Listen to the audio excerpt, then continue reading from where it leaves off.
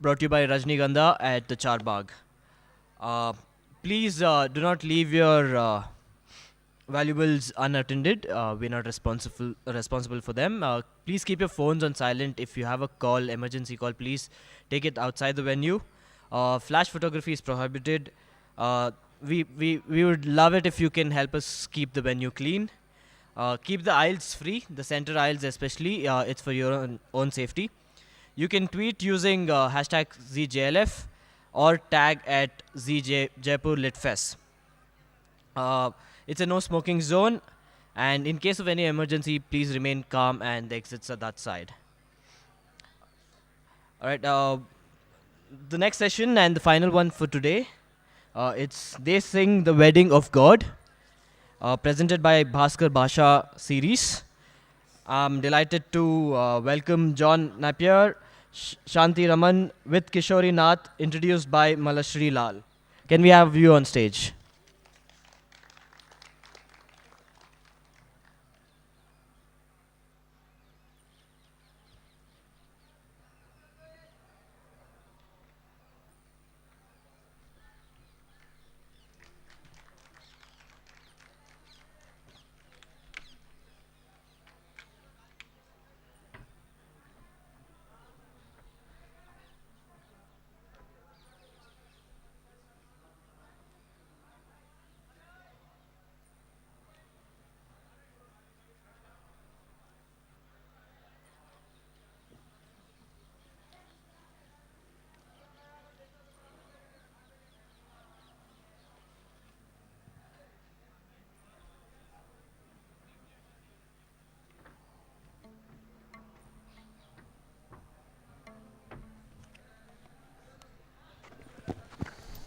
It's best here.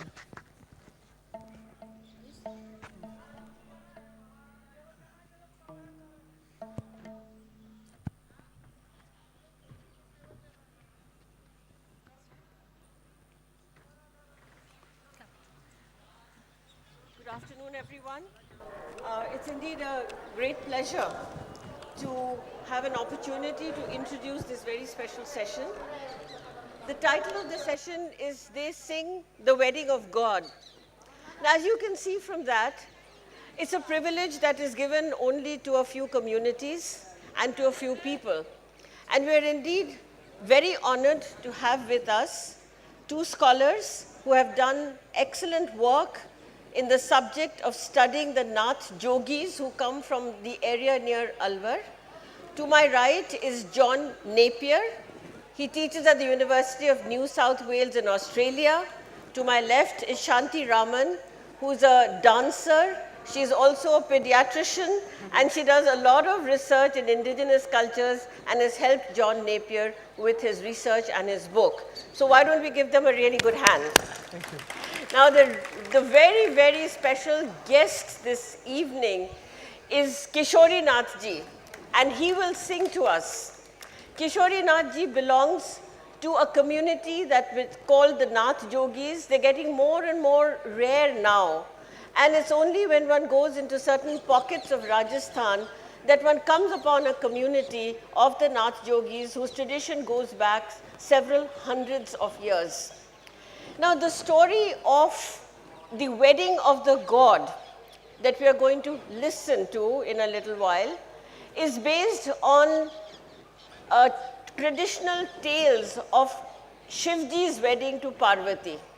Now, many of you would have heard about various aspects of this wedding, but the way it comes down in the Nath Yogi tradition is the following.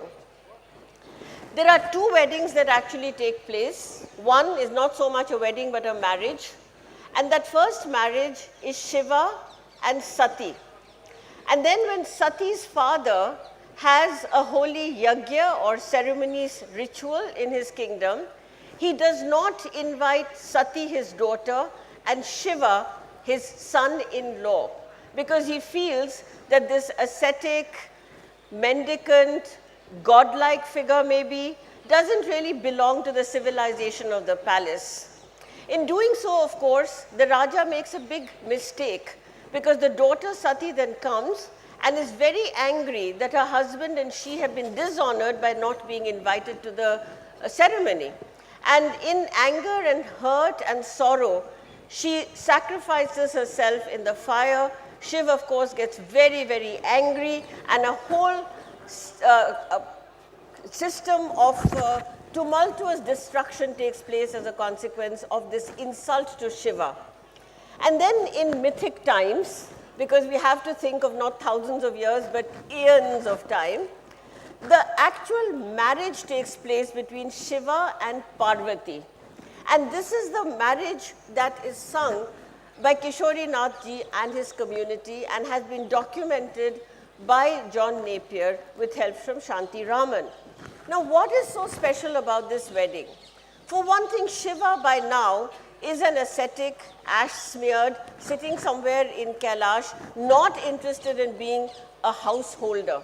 So in this story, there is Shiva who is the renouncer, but Parvati is Sati reborn. And this young Parvati, very beautiful, very desirous of Shiva's company, wants only Shiva as her husband. But her parents in this life do not know this pre-story, so they try to get her a suitable husband, whereas Parvati, in a way, wills her own wedding, because then she hires somebody, the elaborate thing, she goes to people who will actually take her petition to Shiva, get this renouncing Shiva to agree to become a householder. Yeah. And she succeeds. So then the marriage is going to happen, and this Parvati's father, again caught in the hubris, the ego of the material world, says, all right, if my daughter is going to marry this strange person, barbaric looking, ash smeared yogi, I still am a king and I have my material wealth to show to the world.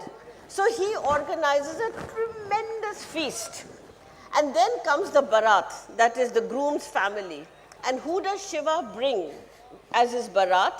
He brings demons, what we call bhoots, pret, demons of all variety, all kinds of people who are dropouts and marginalized of society, beggars, lepers, demons, playful jokers, all kinds of people who come in this Barat. And of course, Parvati's family is very upset, they're very stunned, but nevertheless, hospitality to a bridegroom has to be given on his terms.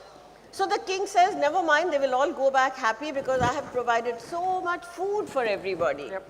And then there are two members of Shiva's procession.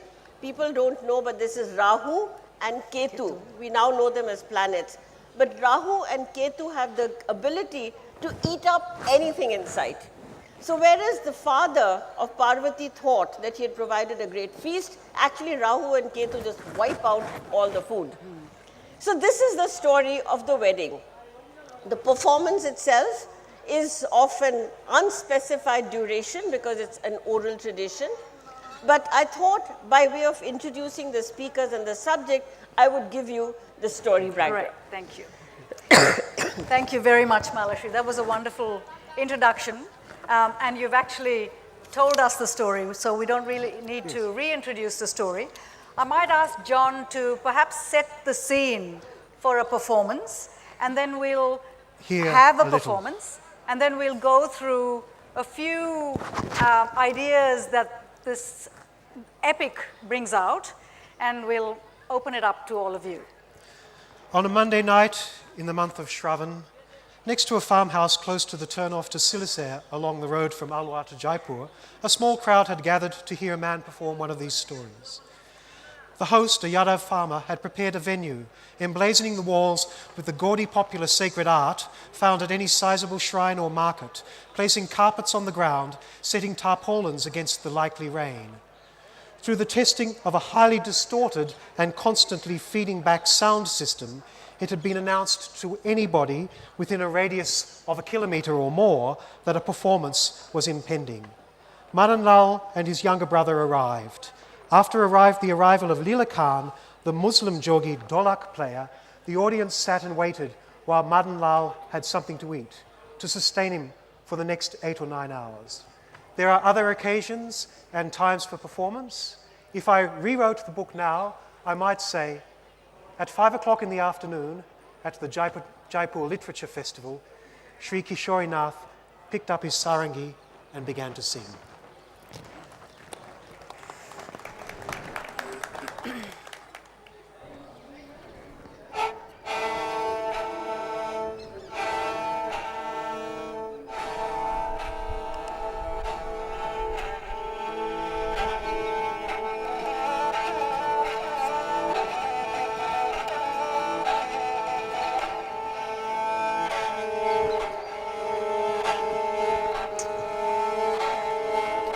शांताकारं शिखरशयनं सरपमालमहेश्वरं विश्वधारं गगनसदृशं नीलवर्णं शुभांगं गौरीकान्तं कमलनयनं योगविद्यानघ्नं वन्दे शम्भो भवभयहरे सर्वलोकैकनाथियम्।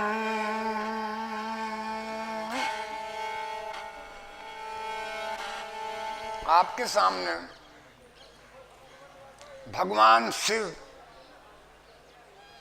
कैलाश में समाधिस्थ बैठे थे, तभी उनके सामने आद्य शक्ति महामाया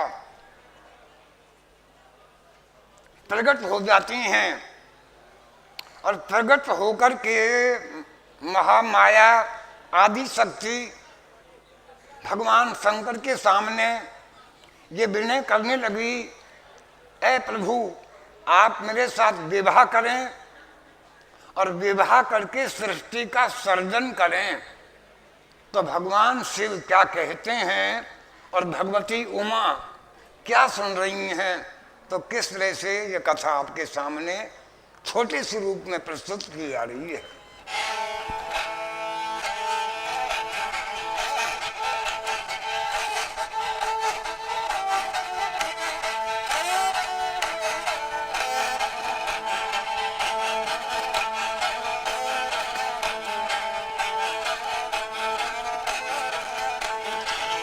भारत की प्रमुख कथाओं में ये कथा बहुत ही बाकी है। इस कथा में आदि से अंत तक भगवान शंभु की झांकी है।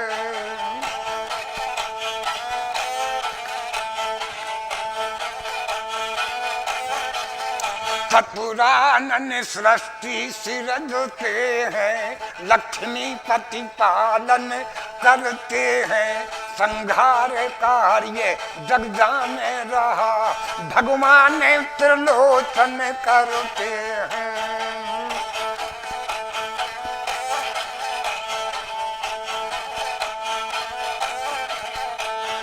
बोली जगदम्बा सुनो महादेव, मेरे संग विवाह करो। बोले सदा शिव सुनो ने गबरदा, अब तो ये सतयुग का पहरा, आगे कलयुग ऐसे तो आवे। कलयुग गौवे प्रगति भुगते, ब्राह्मण के घर बंधे बकरिया, धोबी के घर गौ माता, नीचे घरा तो तुलसी पावे। ऐसा कलयुग आवेगा, कुंवारी कन्या पुत्र खिलावे, अब देखा बर पावेंगी। भेड़ भानजी झुके झुके झांके, साड़ी को नौत जिमावेगा। गंगा तो जमुना में बालू उड़ेगी, गिणुआ अन्न बिके गिरेगा, जब तुले वहीं जल बिके देवी।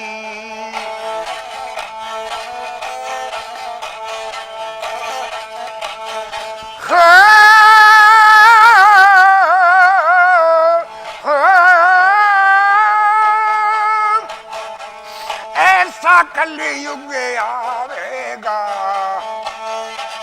कैसे शादी करूं तेरे संग। सतयुग में मर्यादे बंधे, अब कैसे शादी करूं गौरा। भगवान शादी करने के इनकार हो जाते हैं तो महादेवी जगदम्बा आदि शक्ति क्या काम करती है भगवान, सुनो और देखो मैं कौन हूं।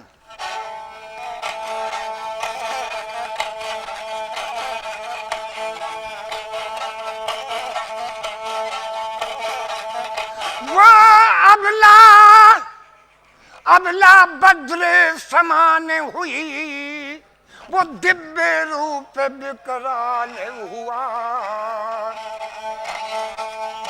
दोनों कर में थे मूंदे खंग, मुख क्रोध अनल से लाल हुआ।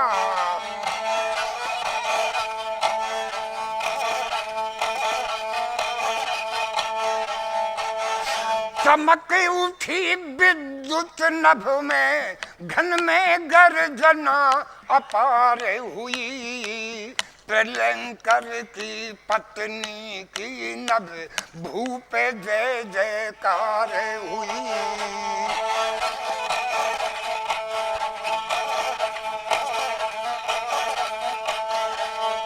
मैं ही पार्वती, मैं ही हूँ सती, मैं ही दुर्गा कंकाली हूँ।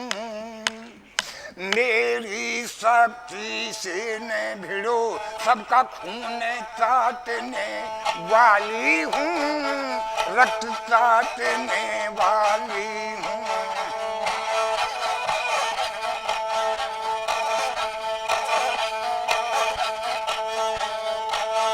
ब्रह्मा तो विष्णु प्रकट किए मैं, फिर मैं ही भस्म कर देती हूँ।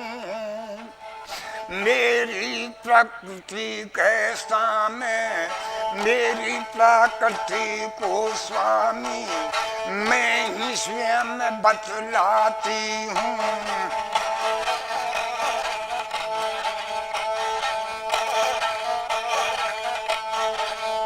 ध्यान धरते हैं मेरा सती सूरमा, वेद चारों ने नित कर बखानी मुझे।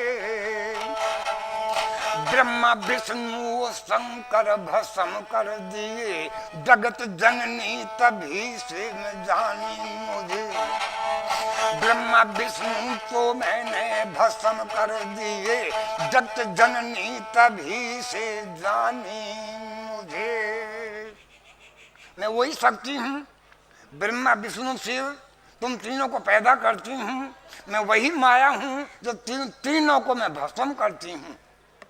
मैं ही सृष्टि का उत्पादन करता हूँ और मैं ही सारी सृष्टि की संहार करता हूँ।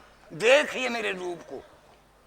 चमक उठी विद्युत नभ में, एकदम आकाश में बिजली चमकती है और महामाया आदि शक्ति भगवान शंकर के सामने प्रकट होती है। भगवान उसके रौद्र रूप को देखकर घबरा गए और कहने लगे, सती शराब मत दो माया, मैं तुमको एक रास्ता बताता हूँ। तुम राजा हिमाचल के यहाँ जाकर के अवतार धारण करें तो मैं आपके साथ विवाह करने को राजा हिमाचल के यहाँ आऊंगा। जगदम्बा ने कहा, प्रभु मैं राजा हिमाचल के यहाँ जाकर जन्म लूंगी, लेकिन मुझे क्या मालूम पड़ेगा, वह तो मृत्युलोक है। उस मृत्युलोक में कितने जोगी बाबा जी गेरुआ कपड़े पहनकर घर घर भीख मांगते फिरते हैं। मैं क्या समझूंगी शंकर भगवान यही हैं, तो इन्हीं के साथ शादी करो। ऐ प्रभु त्रिलोकी के नाथ, आप अपना विद्युत कारण अपना एड्रेस मुझे दीजिए ताकि उनको याद करके और मैं राजा हिमाचल के यहाँ जन्म लूं। कहो भोलानाथ आपका एड्रेस क्या है? तो भगवान शंकर कहने लगे, देवी हमारा परिचय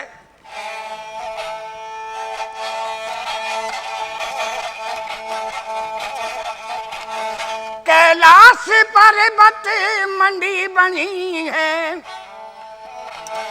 बोए दई निर्मल बाड़ी, आ गए है मेरे पारस की पड़, पीछा कुरे बढ़ती डाली, बाई तो भुजा रिद्ध सिद्ध का बासा, दाई भुजा गंगा बहती, जटाने में मेरे घटा लूमती, पलक लूं में धरती लगती, दूंडा ना दिया फूटा नगारा, घोटा से नौबत बजती।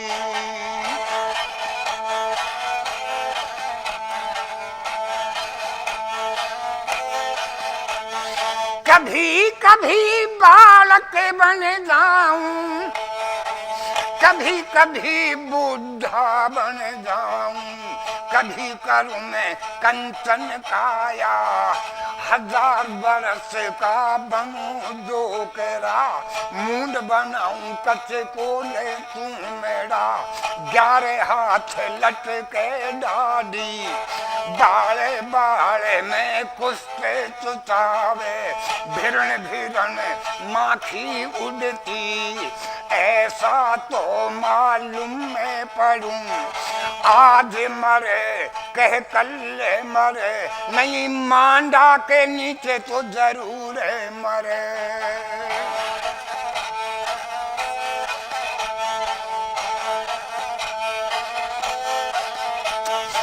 एक पता तुम्हें और बताऊं, दूसरा मेरा क्या पता है, आकाश लोक में शीश पूजे, पाताल लोक में चरणे पद पूजे, मृत्यु लोक काया सर की, तीनों लोकन में मेरी पूजा।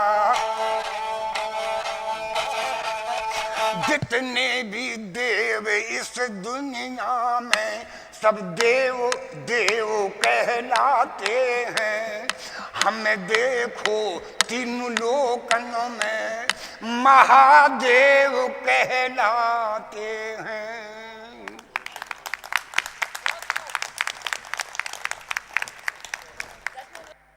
लाइन भगवान को पूछ रहे हैं कि आपका एड्रेस क्या है। कहते हैं mount Kailash. Acha. John, I might start with that question that Dikshit ji asked you in the first place. We are so grateful to have his family here to witness this, but I know that more than a decade ago, when you embarked upon this, the question was asked, why? Why the Jogis? Why? The question wasn't asked when I embarked, but some way. Why was I persisting with the Jogis when there are so many other wonderful things to listen to? There was music that was flamboyant, virtuosic. There were people who could dance that I might observe. There was music that drew from India's classical musical traditions. Dikshit ji even introduced me to a man to teach me some little bit of Drupad while I was there. But as Parvati says in the story, my heart was set on this Jogi. And the answer, of course, belongs within the stories themselves, not within the single story which my friend here has so beautifully summarized today, but in the whole body, the corpus of stories that Jogi performers tell us. Now, if we have in the Mahadevji Kavyavada a story of a Babaji, a renouncer, a sadhu, a mahatma, a jogi who becomes a householder. Yep. We have in other stories of the jogis the reverse. One of the famous stories is the story of Gopi Chand, who was a king. But his mother says to him one day, "You have only been lent to me by my guru. At this point, you must cease being a king and become a sadhu. Gopi, you know that your father was smarter than you. He was very great on the earth, but when he died, his hand was empty. He took nothing. There, where he was burnt, the grass grows. Cows, buffalo, and camel have come to eat. There is nothing, no sign of him there. There is no sign of where he was born, no sign of where he was burnt. Everything is gone. You become a sadhu."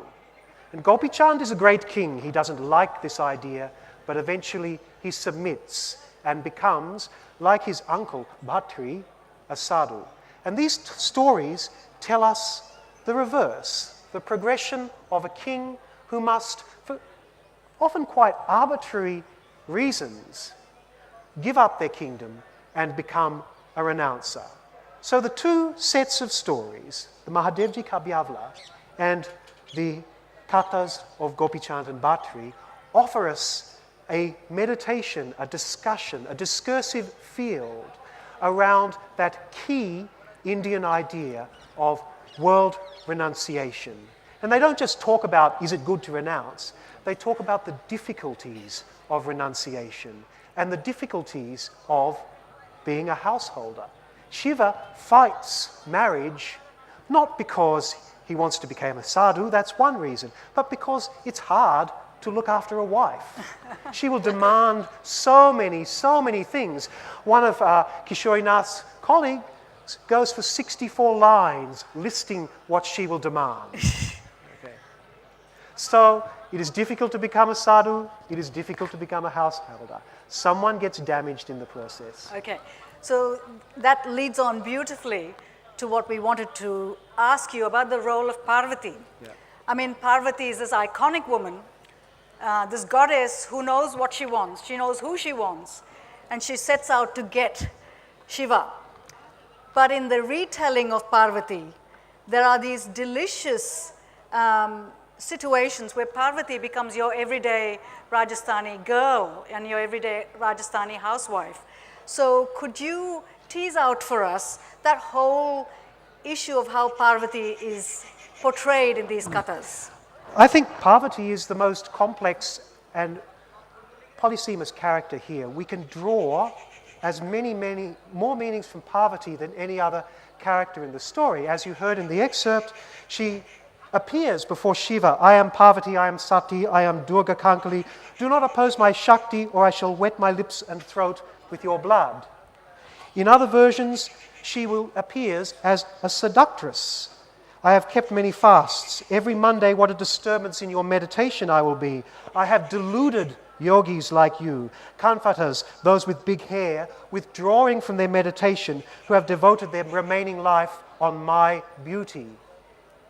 But as the story goes on, she reveals different aspects of who she is. As it approaches her wedding, in front of her friends, she bursts into tears, and they say, do you weep because you've got such a problem husband, covered in leprosy, 60 years old, his head wobbling with age?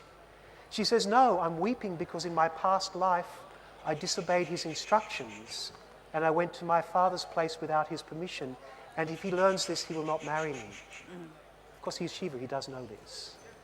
In addition, she goes to meet Shiva unaided, alone, before their wedding. So she is also here doing something that is strong, but also transgressive. You heard the description of the Kali Yuga. It says women will choose their husbands for themselves after seeing them with her own eyes. So Parvati does this. She is the epitome of the Kali Yuga. She is also a woman who loves. There's a beautiful passage where the Brahmin tries to say to her, don't marry Shiva, marry someone else. And she says in reply, Love 50. yes.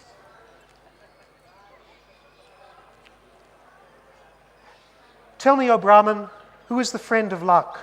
When I have become attached to the sand, why should I count gold in my eyes?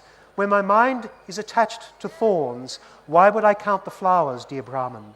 When love is attached to the Mahatma, how should I bring home love for others? As it is told, it is said that love never grows in gardens. Love is not sold in shops so that the Raja and his subjects can carry it on their heads.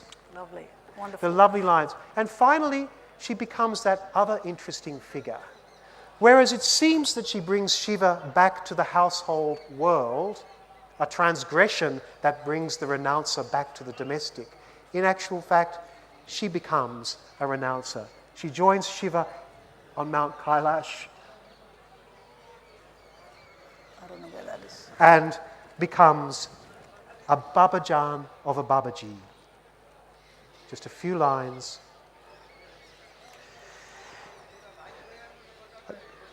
Listen, my husband, had I wanted a palace, a colony of friends, why would I have married you, a sage and a bankrupt? Lady Garaja sowed greed mendi and Bhagwan Shiva sowed tobacco. They cut their crop and applied mendi on her hands, and Shiva filtered bhang. Lady Uma's hands were quite red, and Bhagwan Shiva was mussed in his opium. After this, both were intoxicated. Neither of them knew what happened to them till today, and nor does the universe. Hence both are called the Immortal One. So like Bhatri and Gopi Chand, they achieve immortality. Great. The next question I want to pose is this whole question of the contemporary. So these stories are ancient and they're today's stories. I just wonder whether you would tell us about how the mystical and the mundane live in these stories in the same time. Okay. The story that Sri Kishori Nath and his brethren tell is one that its audiences know well. To cite I.K. Ramanujan's saying, no Indian ever hears the Ramayana for the first time. Or if I want to bring this home to my Western eyes or Western students, I say to them, can you remember not knowing Mickey Mouse? That story has always been with you. The Mahadevji Kabyavla is with people from their infancy. They know how it goes. And so how does the teller engage the story? There are multiple ways. He tells a story. So he might, for example, just say something like this. Politics. Raja Himachal advises his Rani, who had always spoken truly, don't tell a lie. But straight away, he'll explain this for an audience. After such dreams, everyone desires children. In dreams where a poor man, lost man, sleeps, he sees huge wealth. We heard a description of the Kali Yuga. The storyteller may engage in didacticism, in teaching his audience. Often this is done by a contrast of the Satya Yuga, the past, and modern times, where women marry husbands of their own choosing, and water, instead of being given away, is sold in packages. There is often a devotional voicing which draws on bhakti poetry.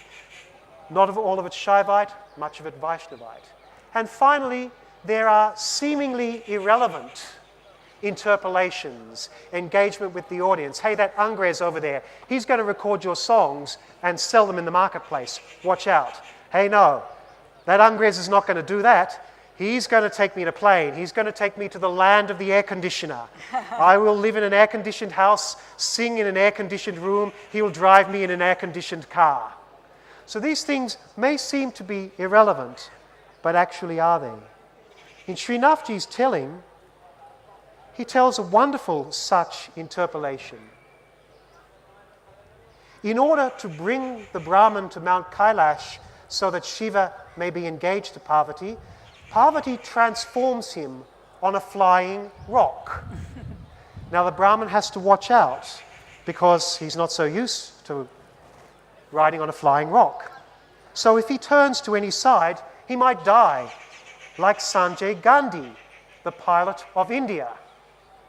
And he proceeds to talk of Sanjay Gandhi's rise to political power. And a bit more. He took the hobby to fly an airplane. He started to pray. He sat in the plane and he started to learn to fly from the pilot. Then he learned to stunt fly. After this, he got the habit of stunt flying, diving. Then he got the hobby that he would go very high to the sky and switch off the engine of his plane. And when he switched off the plane, he would perform stunts. Then it was the 23rd of June. It was Monday. He flew his aeroplane very high. He switched off the engine, but the engine was damaged. It is coming down. At his house, his wife, Menaka, came on the rooftop to watch him, and he is coming down. And his wife is thinking that he is playing with the plane because this is his habit, this is his hobby. She is looking, and he is coming down. There his wife Menaka is watching from the rooftop, and in Delhi the people came to look also, everybody, and they enjoyed. But he is coming down. He is dead. And Indira called to Ravjiv to come, and they took him to the cremation ground. So we have this wonderful near contemporary interpolation. But it seems irrelevant. But is it? If the listener knows the stories of Gopi Chand and Bhatri, it is less than irrelevant. It links with a beautiful and tragic theme in those stories. So, in both those stories, women watch from the rooftops of their houses or the balconies of their palaces as their men leave them to become sadhus, effectively condemning them to widowhood. Gopi Chand, King of Kings, Prince of Kings, Satyavat. In a silk turban, Gopi Chand took a bath and went to become a jogi. His mother, sitting on the balcony, has tears in her eyes. Today he wears jogi's clothes and his mother is crying. Teardrops fall on him. Gopi Chand looks here and there. Where is this coming from? Said the King of Kings, Gopi Chand. The drop of Amrit fell on Gopi Chand and he became very cold. His mother looks everywhere. She is crying. Mother, why are you crying now? You gave me with your own hand to be a jogi, so why do you cry? My mother, your promise is my promise, I will follow. Such a fine, honest king started to run. His 11 queens and 16 concubines came and surrounded him, but he is going. What are you thinking, Satyavat, that you go to be a jogi? Who will rule this town? How are you thinking? For whom will we wear our bangles, son of kings, if you are going? Today he decided to forget his body and to become a jogi. Hari, we wear bangles for Shiva only. Put on your 16-fold makeup for God. In my fate, I am a jogi. And Rani Pingala hears of the apparent death of her husband. It is a mere trick played on his part. When she saw that the tree had died, she thought, yes, Bhatri is dead. He is dead in the forest. He is killed by someone. She had promised him before, if this tree dies, then I will kill myself, when I have seen that you are not anymore. So she went to the top of the palace and she jumped down. She is dead. So parallel to the story of the foolish Sanjay Gandhi, we have the story of these stubborn kings who at the expense of their wives become jogis. I might end by asking whether this is a fate that might one day befall me, because I think One of our friends, one of our wonderful translators, Mr. Sharma, did say to you one day that you will become one of these. So is this a fate that might befall me? oh, Mr. Sharma loves to, could we pay him respect, please? He did the translations. Wonderful translation. Oh, wonderful. Yes. You will one day become one of these. He was always keen on big statements, but this one, almost the last thing he said to me in 2012, that's a little large for my liking. You mean because everyone should finish their householder duties and go to the forest? No, you are too caught up in these things that they sing about. You will become one of them. Now, without wanting to make too many personal predictions, I can state that I actually don't envisage a jogi's existence for myself.